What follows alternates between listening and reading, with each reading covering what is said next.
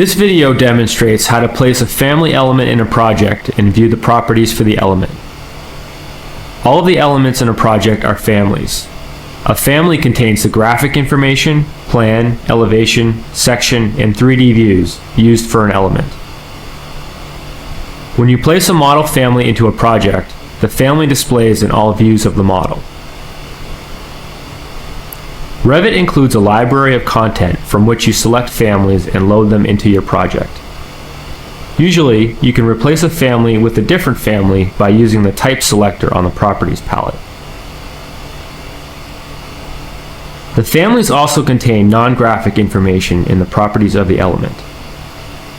When an element is selected, instance properties display on the Properties palette.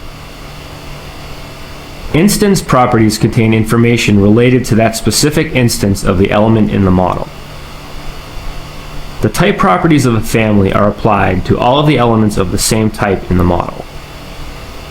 Create a new family type by duplicating an existing type and making changes to the properties. Use the instance and type properties of families to specify and track information about the elements in your project.